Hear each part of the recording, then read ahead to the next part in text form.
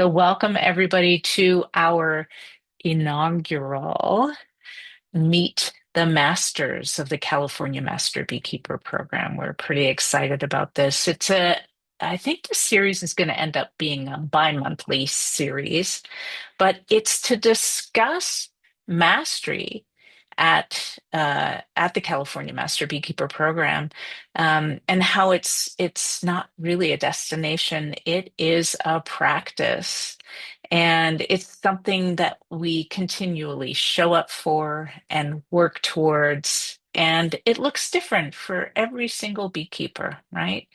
So this evening, we have the pleasure of hearing from Carrie Diaz. She is a California master beekeeper out of the Burbank area in Southern California. And Carrie uh, received her capstone in December of 2025. And Carrie will introduce herself and she will describe to us her journey, what inspired her to beekeep, and then how did she end up becoming a master beekeeper? And we're going to get a peek into what she's doing now. So, Carrie, welcome and thank you for being here. We're excited to learn with you. Yes, thank you, Wendy. I am very excited to be here, and thank you for allowing me this opportunity to kick off the series. What a great idea. I know Ruby. She has flown down from San Francisco to visit my capstone project, which was such a great honor that that the word is spreading, and that and connecting other beekeepers, and which is what this program does. So, like Wendy said, my name is Carrie. I am a native Angelino. I born and raised all of my family in Los Angeles, and so very urban. So, taking on the role of an urban beekeeper felt pretty natural to me, and something about handing my life over essentially, and we'll get into that, to the bees came very naturally, almost. So it just, I mean, as you guys know, I don't have to say how natural it feels and how it has changed my life. This program has changed my life for the better, to say the least. And what else can I say to introduce myself? So let's see. I can start my slideshow, and maybe that will help kick it off because I know we have a real short timeline. So I'll be going as fast as I can. All right, let's see. Start the broadcast.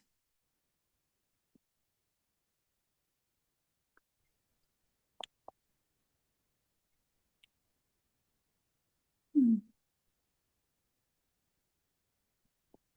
Okay, there we go. Okay. So my capstone project was in the tract of education and outreach. It's called More Than Just Honey Honey. And what started out as a three foot panel that I was going to introduce into a retail boutique that I own turned into the entire boutique, now about 600 square feet, is dedicated to bee education in one form or another. So it really, and over, I would say, the last 6 months after graduating the program, it has continued into what I call a journey in building the Burbank Museum, Bee Museum. So the visitors and the city itself have really lovingly named it the Burbank Bee Museum, which I'm going to share just how much that this project has gotten on the map, literally.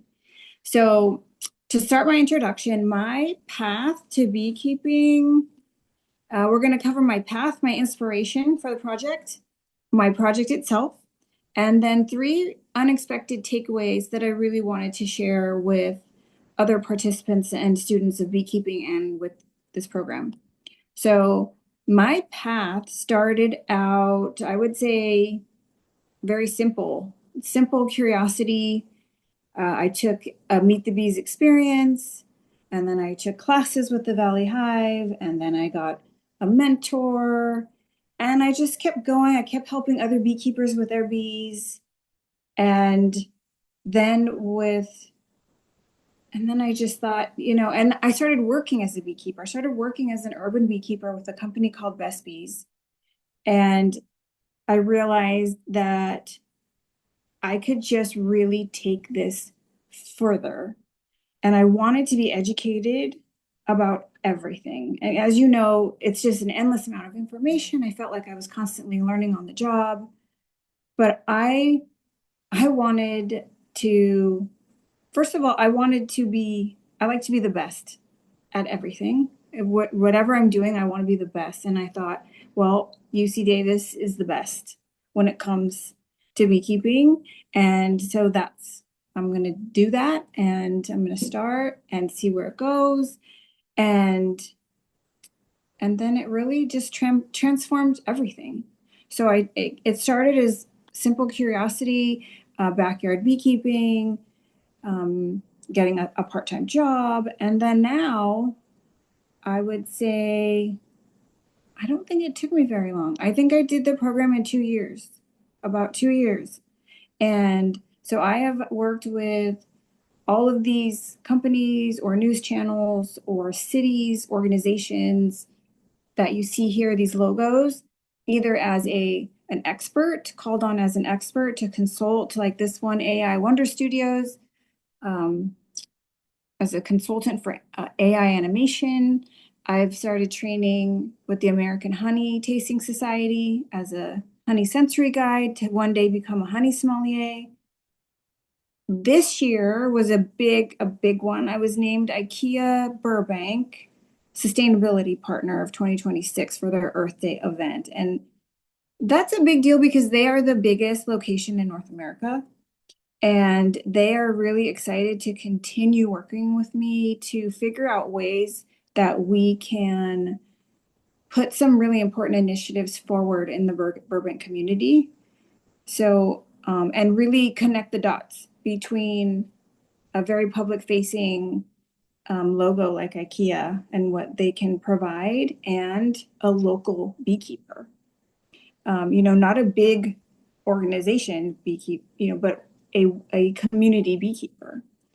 So that has been a really special partnership. The other one, the Boys and Girls Club, I'm pretty close to signing on with them for programming to incorporate programming for their kids and their teens and hopefully scale that to, my hope is all the Boys and Girls Clubs. Same with the Girl Scouts. I've been working with them.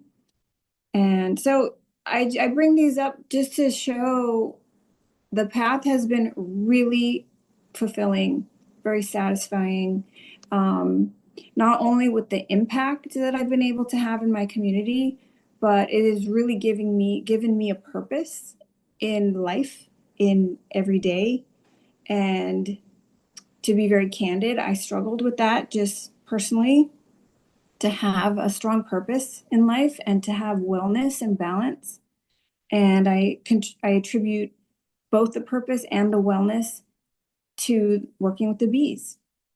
And that is a gift that gosh, I mean, who can say that? I mean, just to have this amazing purpose and wellness and community and personal growth and career opportunity that didn't exist before. So it really took a student and through a journey and daily practice and dedication into a master at something. And to be able to say that is it's I take a lot of pride in it, and I don't think it will ever go away. So my future, I I'm looking at places like National Geographic to become an explorer, Good Morning America, places like the Skirball, Whole Foods, talking on the TEDx stage, things like that. We're just really taking things as far as I can. And so the inspiration for all of this really started as a beekeeper, realizing that bees are known for two things, their honey and their sting by the average person that you talk to. And I just became really disappointed that their role and their work seemed to be really invisible once the more I learned and the more I realized how crucial they are, and that they were so overshadowed by misconceptions that I wanted to change that. So that was the inspiration for my project. And the goal was to build a bridge between what beekeepers know and what the public knows, and really become a voice for the honeybee and make their work very visible. Because the project started with, I own a retail establishment. I have been in retail for 30 years. My background is in retail psychology, visual merchandising, and I realized that I could take my space and my background and come up with a way to educate people visually and quickly in a way that didn't exist before by transforming my retail boutique into this installation. So I was really confident that I could take pollinator education and daily living and make it coexist anywhere, and use this project as a beta to show that educating thousands only takes a small amount of space and it could really be introduced anywhere. So it was inspired by museum exhibits that I think turned bystanders into students. And I wanted it to serve, like I said, as a new blueprint for science and storytelling to coexist. So you see a picture of me on the left there, educating in a very traditional way with the observation hive. So I wanted to move away from that and build something that was more immersive, that didn't need any protective gear, and that anybody, whether they were afraid of bees or not, would, I wanted to make everybody love bees the way that I did. So that's the senator there at the top that I met with of my district in Burbank, and the girl, one of the more recent Girl Scout troops that I taught at, that said that I was the best speaker and teacher that they've ever had. And there on the top corner are just daily people coming in and enjoying the bee museum. And then at the right is me and my younger son, who is also a beekeeper. And I bring these pictures together in this first slide because I wanted it to show the depth of across the board of what my daily life looks like, including my family life, my work life, and just being able to share this practice with my young son has been an amazing journey for me. And he is really inspired to see not only become a master himself in the program one day, but also see the success of his parent staying dedicated to something and following through daily and seeing what comes of that. So that's why I wanted to include him there. And I think you'll see him popping up. So again, I said this was founded in curiosity, and you can see me working away at different parts of the museum, building it myself with my own hands, and then some pictures of it being finished, and knowing that it was fueled. Then it became from curiosity to fueled by knowledge and dedication.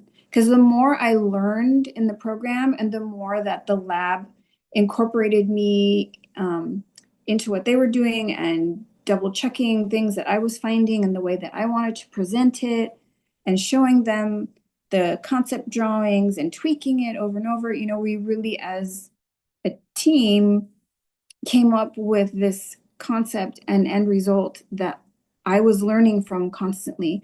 And now you'll see there in the middle, the pictures on the sides are pictures of the parts of the bee museum.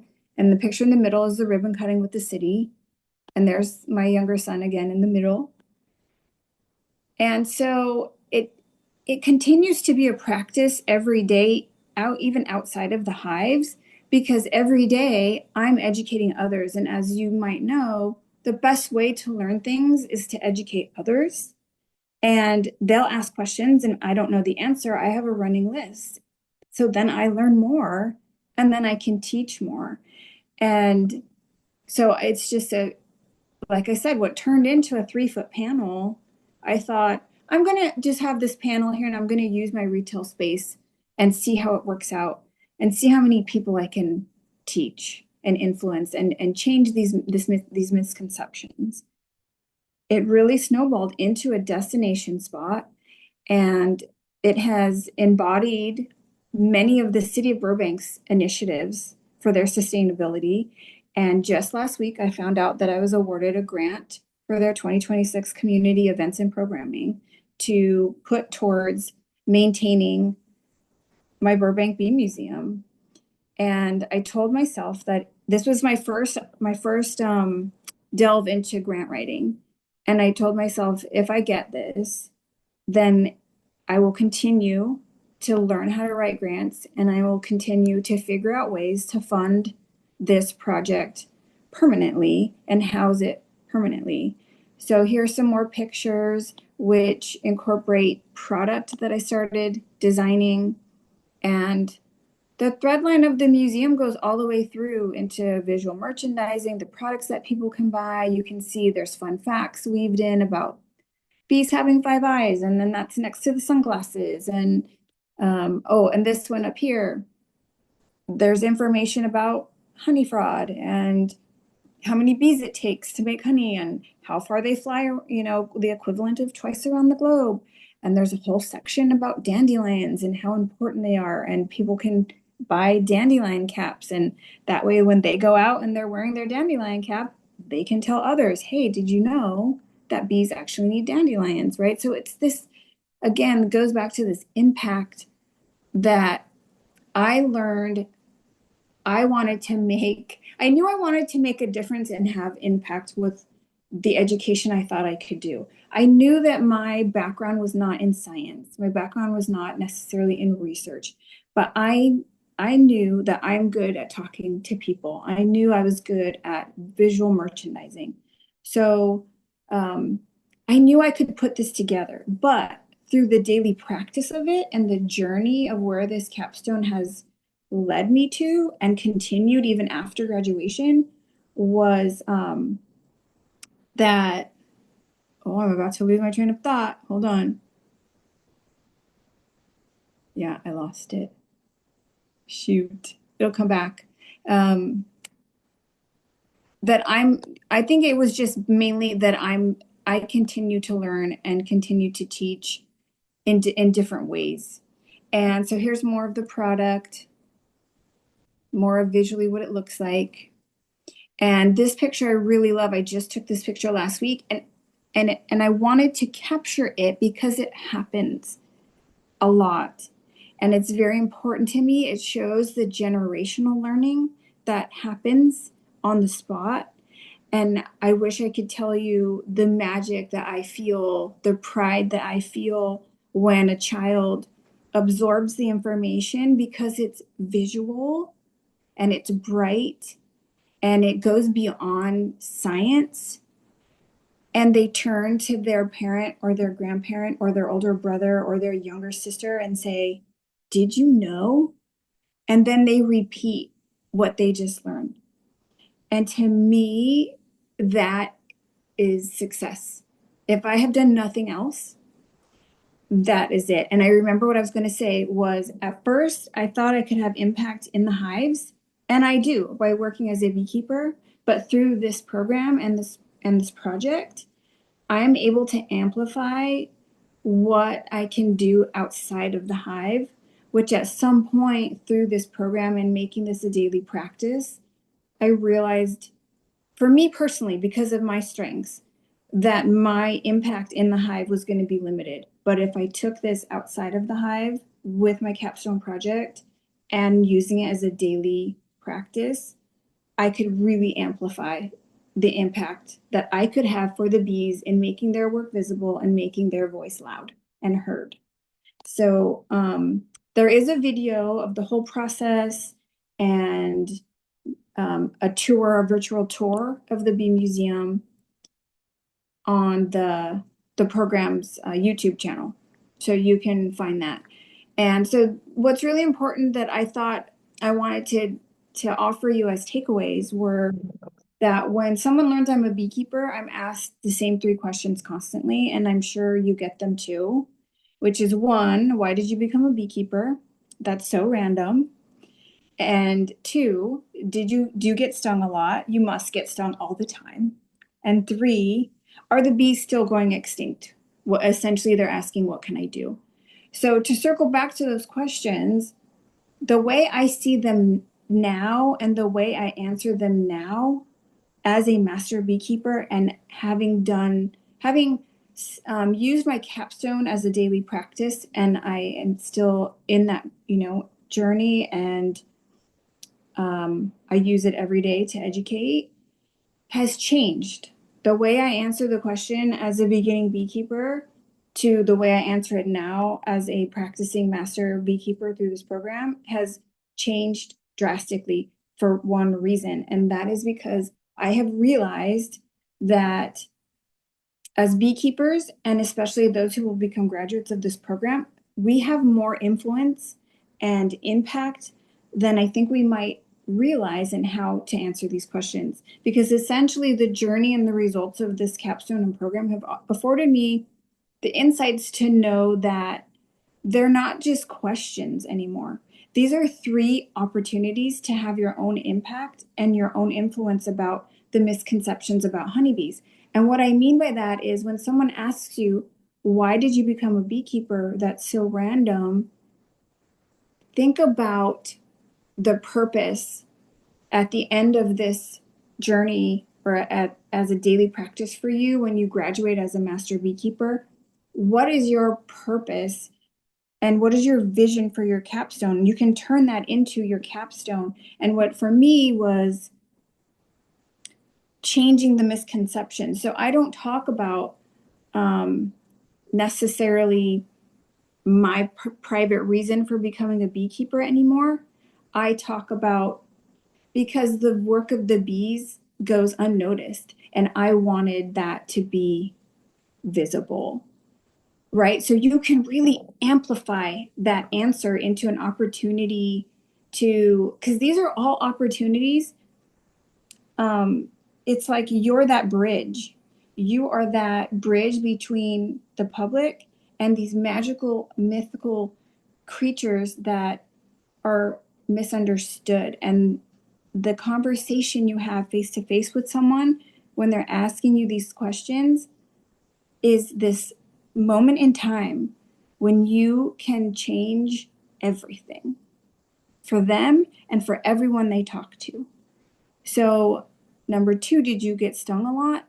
That one is might be the most important, I think, because I will be honest, as I used to say, yes, sometimes I've got stung 9 at once, right? Thinking that I was going to change the misconception in that. And look at me, I'm fine. And it's nothing to be afraid of.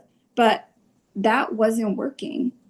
And now I answer it with actually, when I think about it, I am handling millions of bees weekly, every day, sometimes without gloves, and I hardly ever get stung when you think about the numbers that way, right? And that is a completely different conversation. And it turns into an opportunity, a much stronger opportunity to change that conversation and to change that misconception. And like I said, to have that moment in time where this may be the one and only time that that person ever talks to a beekeeper ever again. And they will remember, I thought they were going to say they get stung all the time. And they didn't. They said hardly ever, right? And you can see it click over to, wow, bees aren't what I thought they were. And so the third one is when they asked, oh, are the bees still going extinct? I thought, I heard about colony collapse. And that is them essentially, these are all you have to translate. They're essentially asking, what can I do? I'm concerned. And that is an opportunity to hand over action and advocacy and really pare it down to simple, just simple, what I've learned through the daily practice of speaking at all these places to thousands of these children and adults is plant more flowers, please. And these are the flowers that they like. And then if they want more information, right, then you have the mastery to say, because of this, because of this, because of this, right? Their immune system or the food deserts, right? So you can go depending on the person's capacity and their curiosity, you can delve in. But so that is really the three takeaways that I felt were surprising, unexpected of how it was going to change my ability and perception about what I got from this program and how I continue to use it in a daily practice and how it's just really changed. It's changed my life, and these are some of the things that the community is saying overall. And the biggest one is the one on the right. She has entomophobia, which is a phobia of any bug. And she literally has come in and said, she came in to tell me, I am no longer afraid of bees. And it is 100% because I came in here and you gave me a tour of this museum. And so between that and the generational learning, right, and then my own personal fulfillment from it and how it's changed my life, I I just have to say thank you, and I welcome all the questions and the networking that I can provide to all the beekeepers in and out of the program.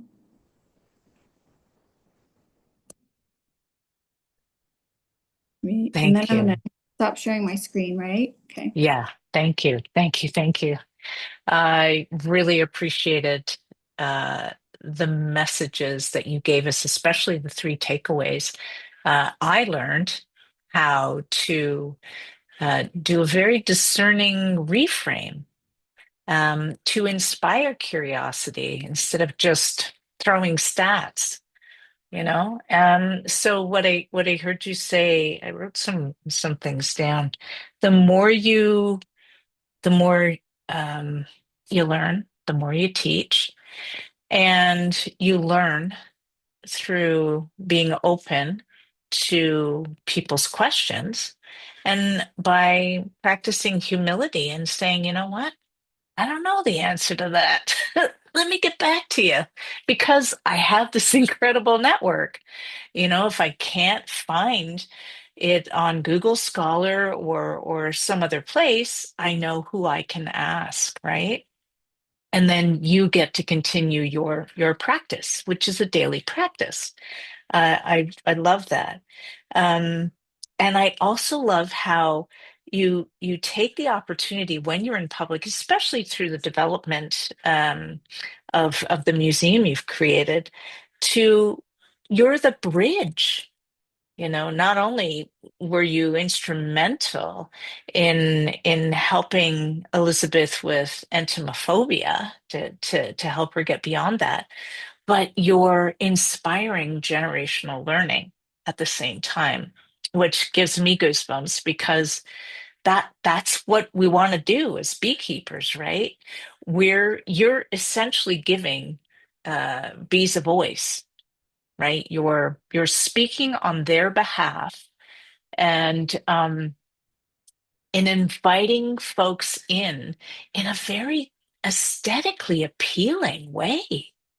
They can really connect with the beauty that you've inspired at your museum, which I really appreciate as well.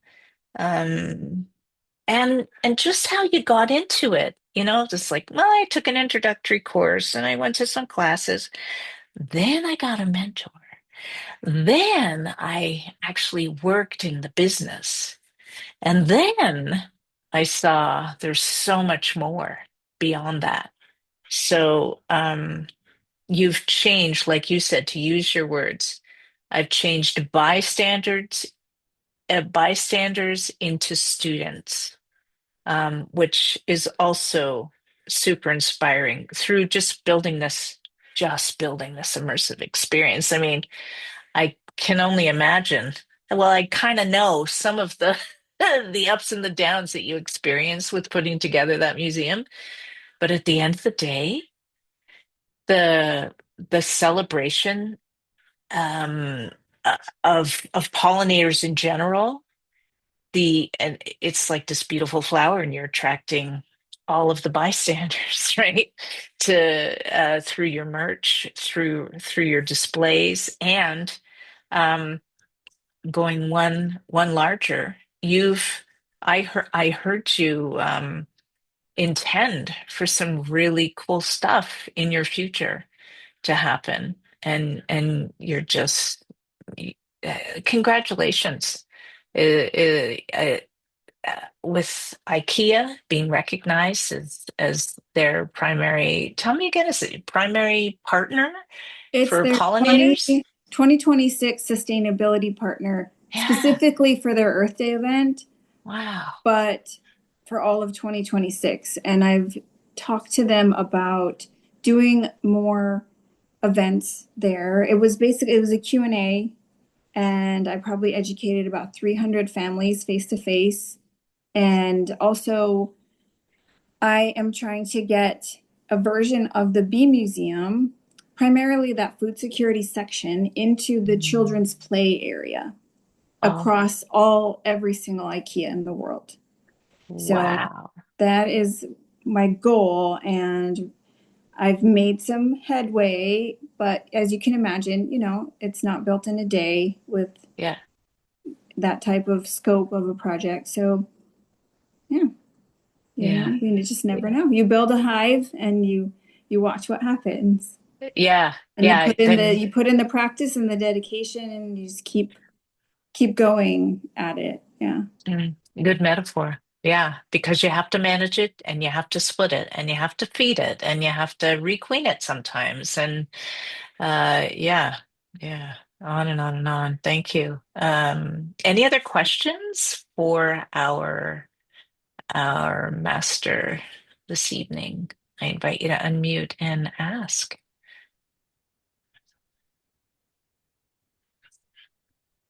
Not really a question, but I thought you were incredible, inspiring. Oh, thank you. It was a very nice presentation, and I had no idea that there is a bee museum in Burbank, and I'm pretty sure I'm going to visit you very soon. Oh, good. I hope so. Which area are you in? I'm in Orange County, Okay, perfect. Irvine area, Yeah.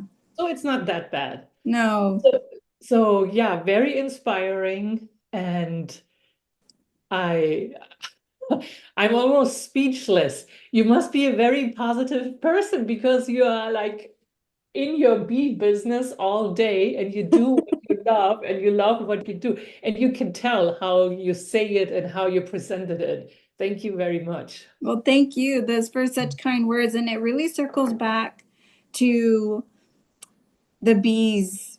I tell people all the time that I have found through all of these things, my life has changed, and I'm able to do things that I was never able to do before, even push through before.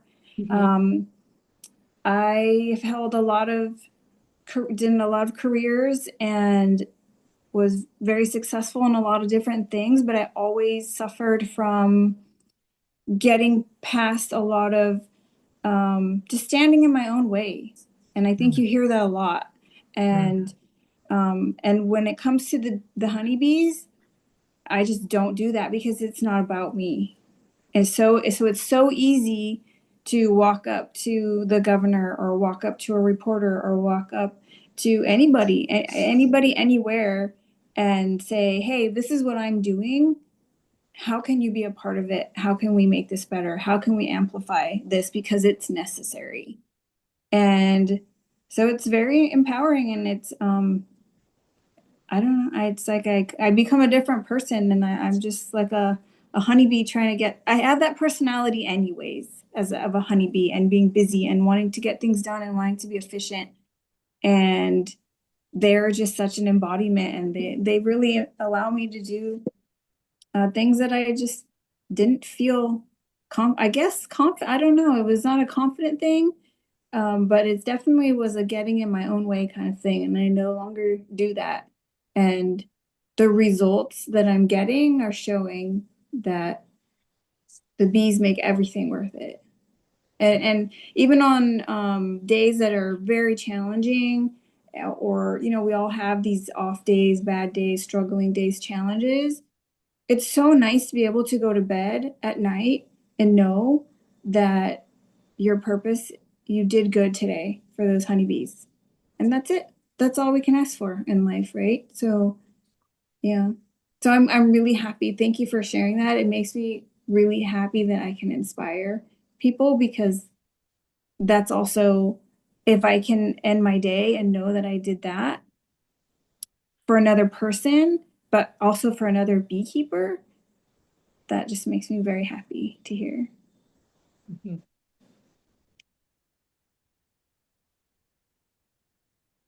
Yeah, I agree. And it's not a question, but I found Carrie from Master Beekeeper's capstone program.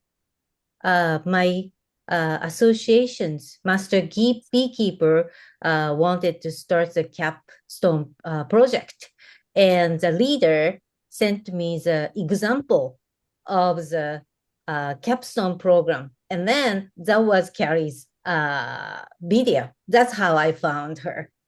And then I thought, oh, this is so inspiring. And I couldn't find the goal of the beekeeping. I still haven't found it yet. But oh, this is so inspiring. You know, opening the store to sell the wax or honey, that is very common. But combination of the fashion Mm. and the bee museum is so unique. So that was very inspiring. And I thought I might be able to find my goal if I keep watching Kelly's Instagram. So, And you're wearing the sweatshirt you bought there. yes, I bought this in Carrie's store. Oh, And it's not wow. just about Paris. It's about Paris because Paris is pesticide free since 2017. And on the back, it's called the Pesticide Free Tour, and it lists Paris public spaces and the year they were built, and then a special spot for 2017. So that people, like I said, she's going to walk around and people are going to ask her, or she can talk to them about it, and it makes sense. And it just amplifies what we're doing. So, and I'm really to talk a little bit about the combination of the fashion side. That was just using, knowing that I could use my established retail space as an experiment to show the rest of the world that, hey, if you've got a grocery store or a bookstore or a classroom, whatever you have, whatever urban space you have, that you have an opportunity and a desire to use that, you can, because it will make sense somehow. If you want to do it, it will make sense. And now it's really funny, Wendy, as you say, like, um, I have this chance to like teach people and kids in this way. The thought came to my mind was, and some of them have no idea that they're walking into this. Right. They just, and I've changed the outside. I've repainted, I've renamed. It says Beekeeper owned on the door. It says museum. But they still, what is this place? What am I doing here? I don't understand, you know? And it's like, great, let's talk about it, you know? Yeah. Or I ask, did the honeybees bring you in? Did the vintage bring you in? Right. And so whether they wanted to learn about bees or not, they did, because it's so immersive, and you have to walk through the museum part to get to the bulk of the boutique part in the back. So it's sort of like education by surprise, you know, like it's still a little bit, when you go to a museum, you kind of have an idea. It's prefaced that I'm making the choice to learn and possibly learn about the topics at hand. And some people, and the more the word is getting out, they understand that that's what the Burbank Bee Museum is doing. But I would say it's still at about 50%, maybe higher, on the daily of daily foot traffic, that have no idea what they're getting it. They just have no idea. Or it's in a primarily vintage shopping district. That is what that district has been known for. So people are usually shopping the block, and they come in and surprise, you're going to learn about bees today, because you can't help it, because it's so immersive. The walls are 9 feet tall. There's this, 9-foot food security gallery and 8 feet of flowering wildflower flowers that bees love, right? So it's a very interesting human experience as a teacher, that nobody could have expected, really. And that's what I love about it all. Yeah, like you said, immersive. And you also reference storytelling a lot as well. Mm-hmm. And it's kind of cool to be immersed in the beauty that you created and just follow the individual's lead, Mm-hmm. right? And Mm-hmm. story along with them. Yeah. Yeah, because And that's what and happened. yes, and your reframe regarding those three questions I thought was beautiful. Yeah, stung. Yeah, I used to get stung a lot, but well, I've worked with millions of bees and I hardly ever get stung. It's truth. Yeah. It's truth. Um, I'm gonna use that one because nobody likes being stung, right? Yeah. There's Yeah. a section in there, and like you said, it's really led by the individual in a few ways. And one is there's sections for whatever they're interested in or whatever they bring up, whatever they're asking about. So there's a section about venom therapy. Would you get stung on purpose? There's a section on that.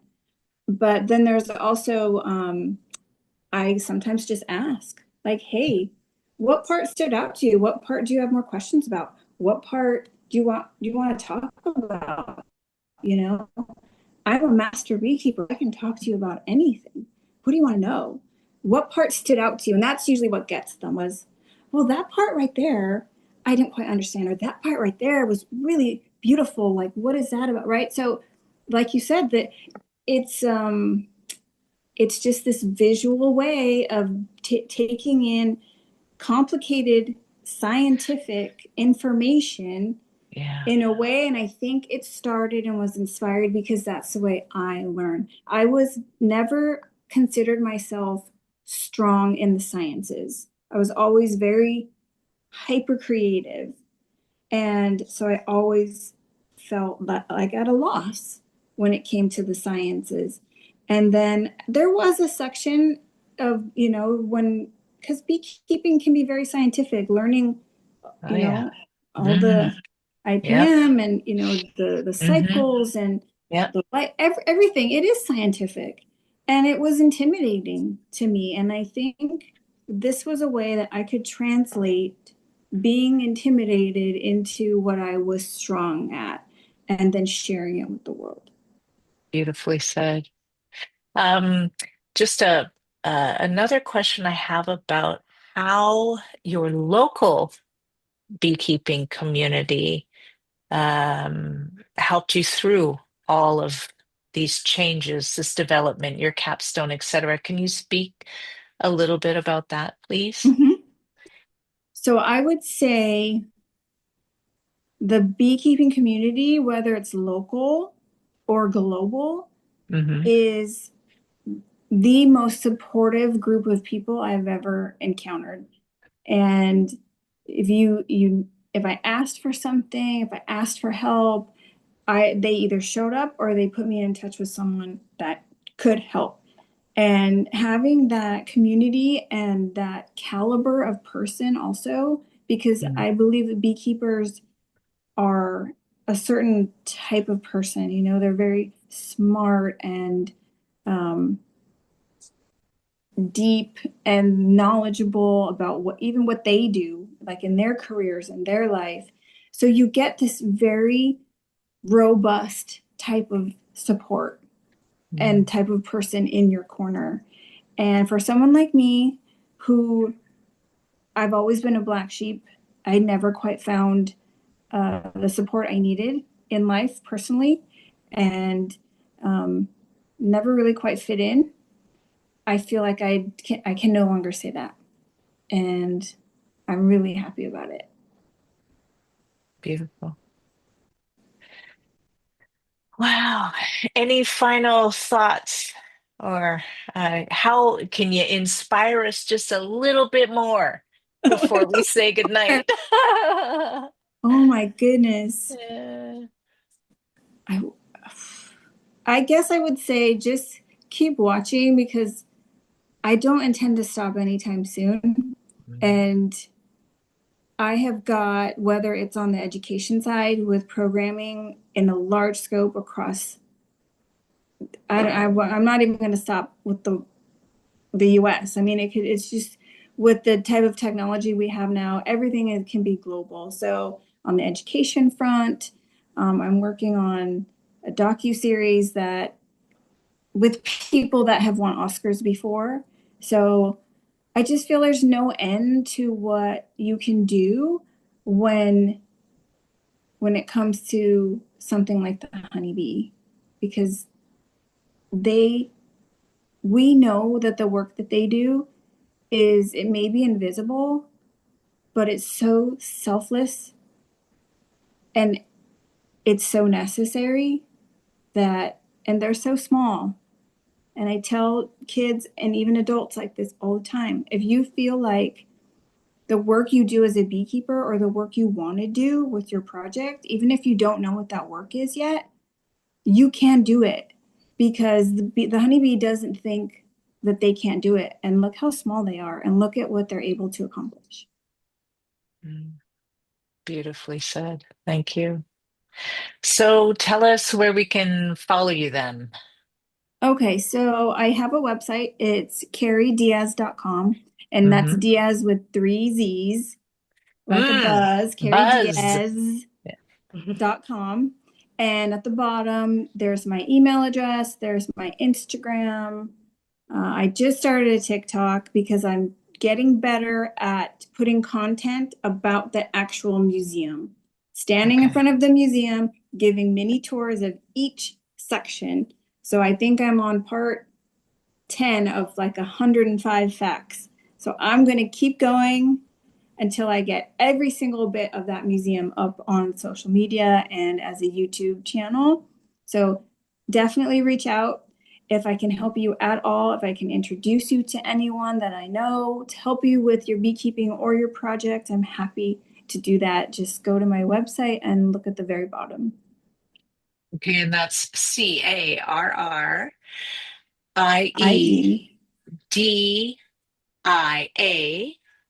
Is that That's it. right? That's it. Yeah. Okay.